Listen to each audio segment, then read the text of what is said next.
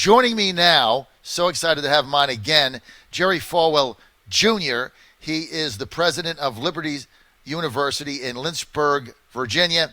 And Liberty has come under fire for no reason from the fake news New York Times and others. They're the target because they're, I believe, a Christian university. New York Times hates them. They've done 3 stories on them. They have 2 sick people out of 15,000 in their university family. And the scrutiny they're getting because that Jerry Falwell Jr. decided to keep open the dorms for people that wanted to stay there while practicing social distancing, no different than Ohio State or the University of California, Los Angeles, or USC, but yet he gets blasted by it. He had an op-ed. That's why I wanted to have him on today. He's got an op-ed in the Washington Times, which I encourage you to go read. I'm going to put it up on our website, TrumpNationNews.com. It's called Liberal Media Smears Against Liberty University Show Dire Need for Impartial Reporting. But see, it's backfiring because a lot of kids now that are Christians are looking at what's going on, and they want to go there. My own son, who's a pretty elite baseball player, on his list was, Ole Miss, Virginia Tech, North Carolina State. He wants to play D1 Power 5 baseball. Comes to me the other day. He's like, get me the email of the Liberty baseball coach. I'm going to send him all my stuff. I want to go there. I want to fight too. So it's backfiring when I got my own son saying that. And he's joining us now, Jerry Falwell Jr. Great to have you with us. Great to be with you again. Thank you so much.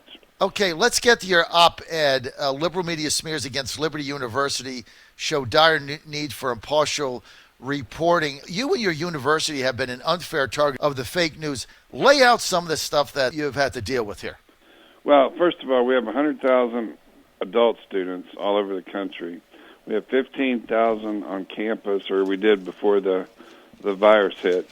And since spring break, when certain students had to come back to live in the dorms, the ones who didn't have high-speed internet in their homes, the ones who were international students, the ones who had elderly relatives living in their homes, it turned out to be a little over 1,000 students out of normally we have about 8,000 on campus, but we've had 0 cases among students, faculty, and staff on campus since we went to this new mode of operation where we're doing all our academics online. But the New York Times reported we had 12 COVID cases, and they quoted a local doctor who I spoke with yesterday, and he actually gave me the written text where he told the New York Times reporter that he had no official role with Liberty University. He never said there were 12 cases on campus like they reported, but 750 different news outlets, newspapers, picked up that New York Times story, and they left out the part where the New York Times said 12 had COVID symptoms, and they ran with the story that there were 12 students that came back with COVID, and there were 0. And so it's, they left the impression they wanted to leave. When we finally got them to do a little bit of a retraction, it was like 16 paragraphs down in the article. And, it's a sad commentary on the state of the New York Times when they have to resort to these type of tactics, and they Sean Hannity was talking yesterday about how the only thing that he fears is that I think he said something like if they're failing financially, but now that there's a shortage of toilet paper, their sales might go up, and I think he's right about that. But it's sad what they've done, and it's we were the victims simply because we were the conservative university. Lots of universities had students who had no place else to go. They had to come back, live in the dorms, and it's we're going to fight. When you have to actually take out warrants, when New York Times reporters and ProPublica reporters trespass on your campus, when you have no trespassing signs posted at every entrance, and they have complete disregard for the health of your students, they're coming from hot spots. like New York and Washington, and we're trying to protect our students. Our students haven't picked up a single case from the local community, even though there are a few locally, and we had to take out warrants for their arrest. And so, what does that tell you about the media? I mean, they've gone to a new level of just complete unscrupulous behavior, and we're not going to stand by and let it go on. We're about to file a civil action against them. Well, you got to fight, and I think that you're going to gain more students that want to go there because they want to be a part of what you're doing and fighting the fake news media. We're with Jerry Falwell Jr. He's the president of Liberty University. He's also the co-founder of the Falkirk Center on Faith and Liberty. Jerry, so look, here's the bottom line.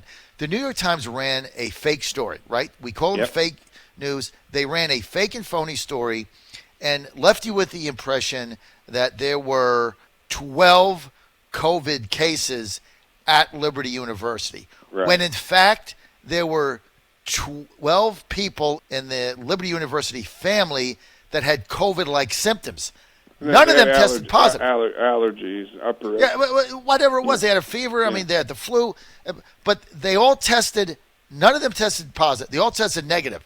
Right. But the story was written in such a way, blatantly and covertly manipulated to make you think, oh, my God, Falwell opened up the dorms. 12 kids have COVID virus. It's spreading all over Lynchburg. People will die.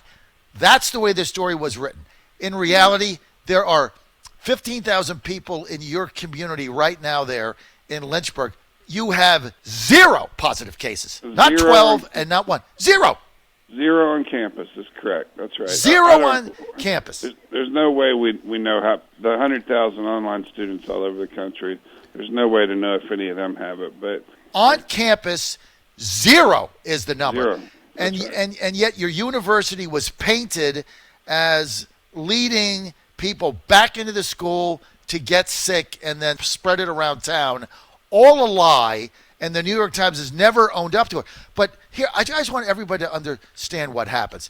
It's not the New York Times, just their readers. It's the story gets picked up all over the country. Right. And so it's picked up in 700, 800, 900 papers, little papers, community papers, online, blogs. So it spreads like wildfire. And so the fake news and the lie spread, and nobody bothers to check it, right? But those 700 or 800 papers don't print the retraction. There was a weak little retraction in the 16th paragraph of the second story, but none of those 700 or 800 papers print that. That's their game. That's what they try to do. Get the story out. Everybody believes it. I mean, I talked to an AP reporter who was fair, and he printed the right story, but the first thing out of his mouth is, how could you open up that campus with all those cases? He believed it. And I just, I talked to your governor, Governor Kemp, the other night. I never have met him, but I called him just to encourage him and tell him that I really admire his boldness I told him I think that if everything goes well in Georgia, he's going to become a hero among politicians. And he's a businessman, by the way. He's not a professional politician. That's correct. And I think that's why he has the common sense to do what's right. And it's the Washington Times yesterday had an editorial an op-ed that this was the biggest hoax ever perpetrated on the American people, because the numbers now are showing that the percentage of fatalities are much less than the common flu. And I don't know if those numbers are right, and I don't know if I'm sure the numbers that the mainstream media are putting out are wrong about the number of deaths. I think they're counting everybody who died of old age and heart attacks and whatever. But I don't know that for a fact. But I just think somewhere in between there's the truth, and I think the truth is it's much closer to the common flu, and it's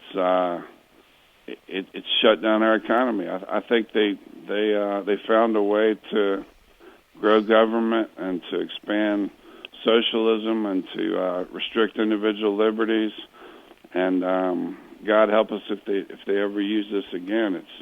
Trump is walking a tightrope. If he goes either direction too far, he's going to get excoriated. Well, he's already been excoriated, but he's walking a tightrope, and so I understand that he can't be as strident as I am about his views on this thing. But I really believe you protect the people who are at risk, and you go back to work. And I haven't changed anything I do. You don't see people wearing masks around Lynchburg, Virginia. I mean, it's just except at the liberal grocery store. There's one grocery store. The doctor was telling me yesterday. He said Home Depot, Lowe's, True Value, nobody's got masks on, but they go to this one grocery store. Everybody's got a mask. It's like the liberals think they're going to live forever. I don't know what get a mask. Maybe they're afraid of what's going to happen to them when they die. I don't know. Well, I tell you what, it's you are so spot on here. We're with Jerry Falwell Jr. Jerry is the president of Liberty University. He's the co-founder of Falkirk Center on Faith and Liberty. And I got to tell you, Jerry, you're just absolutely spot on. I mean, the virus is real. There's no question. I've talked to people that have had it recovered. If it hits some people that recover, it's painful. It's it's a week they're laid up, and obviously if you're aged or you have compromised health, it's deadly, and you have to be sequestered. I mean, I'm in Atlanta this week. I came here for the whole week to celebrate Governor Kemp's courageous, bold move in being the first governor to open up the state and leave the guidelines to the people. I mean, he's got guidelines, but they're not edicts. Like, you're not going to get handcuffed, right? It's like, here's what I suggest, but you figure it out. Georgians will figure it out, and hopefully the demand will come back over time. What they've done with this, 3 studies out, nobody will pick them up. Stanford, USC, New York, all saying that the mortality rate is between 1 out of 1,000 and 3 out of 1,000 if you get COVID-19. And that is for all people that get it. If you go to under 65, it is under the flu. It is under 1 out of 1,000 if you go to under 65. So you just want to be smart about what you're doing. My mom is 91. She lives with us now, got back from the hospital, broke her hip. I don't let people see her before I take their temperature and they wear a mask, because if she gets it, it's fatal, right? Yeah, so her friends want to come in. I got to be sure they're okay. Other than that, this whole thing is ridiculous. Well, what's the death rate of the flu for people over 65? 1 out of 1,000. Okay. 1 out of 1,000 is the general rate. I mean the regular flu. It goes up to 3.5 out of 1,000. Okay. Because what happens with the regular flu, if you're over 65, like in your 80s, what does it lead to? Pneumonia, right? And that becomes fatal for aged people. Look, there's another study coming out of Emory here in Atlanta where I am. I talked to one of the researchers last night. They don't know what the results are. That's likely to show the same thing. But look, the Democrats are taking this and they're shutting down the economy. We got another 3.5 million people filed for unemployment last week. Jerry, 19% of the entire U.S. workforce right now is on unemployment. I mean, this is unsustainable. Yeah, it's completely unsustainable. If we don't open up soon, there's not going to be any point in reopening. It's what I've been told by numerous business people, and especially in the trucking industry. There's only 40% of the freight that's normally being hauled, and all the companies are competing for that 40%, and they're dropping their prices, and they're all going to be bankrupt soon. And the people in that industry tell me if the president doesn't find some way to override these governors, and I don't know if he can do it with states' rights in the United States, but if he doesn't find a way to override these governors, maybe Attorney General Barr, I was encouraged with what he said yesterday, lawsuits against the states, that industry is going to be gone. And so it's getting to a point of no return if we don't if the Attorney General doesn't act quickly, I believe. Why has Liberty University been singled out by the fake news mainstream media, and why have you gotten such negative attention? I mean, what is their driving objective? I mean, you're one university out of thousands in the United States. I supported President Trump strongly early, and most universities have presidents and administrators who strongly supported Obama. They didn't get attacked. Our governor has targeted Liberty University. His new budget eliminates tuition assistance grants for in-state students for any student who wants to study online. Well, it was, of course, aimed at us because we're the biggest. But what he doesn't understand is that's a drop in the bucket to us. We're going to give that same aid to those students. And all it's going to do is take students away from, there's 3 or 4 little struggling colleges who depend on online students to survive. All those students are going to end up coming to Liberty, and the governor's going to get the blame for putting them out of business. And I'm going to relish in the fact that he gets he taxes us, and he gets the blame for putting these little colleges that are liberal, for the most part, out of business. And so, we're not going to take it lying down. We're going to fight the governor. Yeah, just yesterday, we got word that he's tried to find a way to shut down all the aviation schools in the state. No, he was trying to find a way to open up all the aviation schools, but he asked his aide, well, how can we do it without letting Liberty open up? And so he's gonna wish he had never tangled with me, because I'm gonna come back at him in ways that he has no idea what we can do to him. And he's just the worst excuse for a governor that any state's ever had.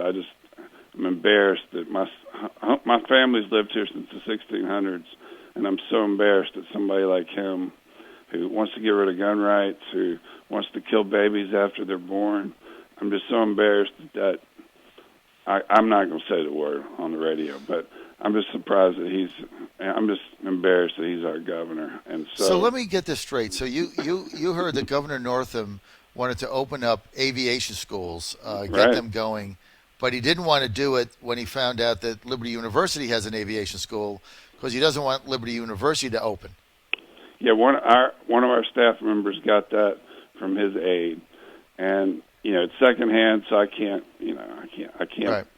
go to court about it. But I guess I can. But it's just that's the attitude they've got towards Liberty. They hate that we're successful first. I mean, our enrollment's up 10% right now over last year. Next year, our numbers are trending 10% over this year.